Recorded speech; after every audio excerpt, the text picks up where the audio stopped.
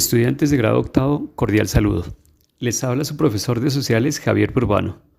A continuación, nos vamos a encontrar con uno de los temas más fascinantes de la historia contemporánea de Europa, que transformaría por completo la vida de sus habitantes y del mundo entero: la Revolución Francesa.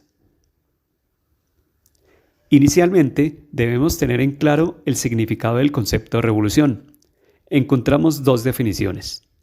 La primera nos dice que una revolución se da cuando a partir de un hecho se transforma la sociedad en todos sus aspectos.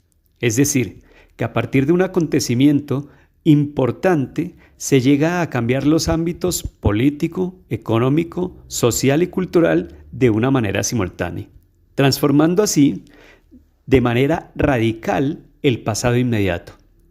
Los cambios revolucionarios tienen consecuencias trascendentales, produciendo una ruptura del orden establecido. Otra definición del concepto revolución privilegia el aspecto político, afirmando que cuando en una sociedad se presenta un cambio drástico de la forma de gobierno, ya se presenta una revolución.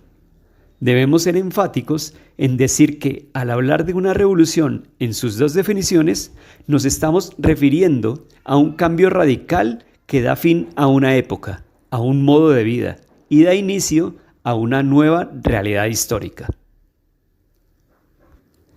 Ahora sí, entremos en materia. La Revolución Francesa marcó un antes y un después en la historia de Europa. El reconocimiento de los derechos del individuo y su condición de ciudadano en vez de súbdito, pero también una época de conflictos, venganzas y violencia. La revolución sacudió el orden establecido durante siglos, abriendo nuevas posibilidades, desafíos y retos. Las principales causas de la Revolución Francesa fueron las siguientes. Primera, las arbitrariedades de un absolutismo monárquico que oprimía a la mayoría de sus súbditos.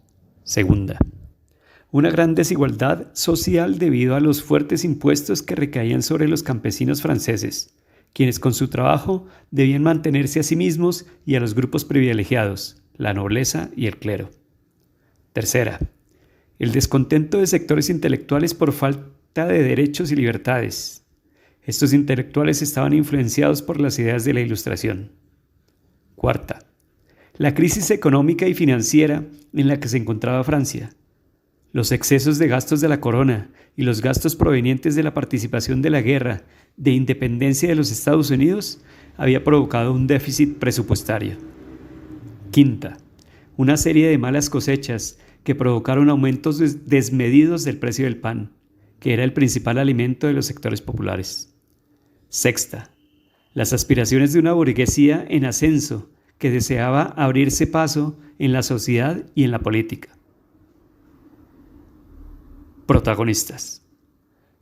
Luis XVI, rey de Francia, llamado el Bien Amado, fue rey de Francia y de Navarra entre los años 1715 y 1774.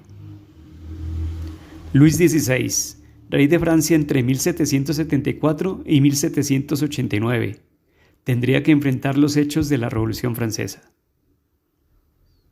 María Antonieta de Austria fue una princesa archiduquesa de Austria y reina de Francia.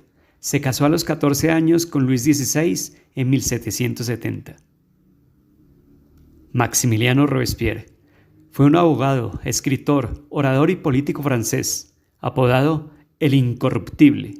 Dirigió varios levantamientos de la Revolución Francesa. Nació el 6 de mayo de 1758 y muere el 28 de julio de 1794. Jean-Paul Marat fue un médico francés, pero sobresale y es más conocido como periodista y político durante la Revolución Francesa. Dirigió el periódico El Amigo del Pueblo. Nace en 1743 y muere asesinado el 13 de julio de 1793. El pueblo francés, llamado el Tercer Estado o el Estado Llano. Los datos extraoficiales nos dicen que murieron ejecutadas alrededor de 41.000 personas en apenas un año. De forma oficial, el Estado francés registró un total de 16.594 muertes.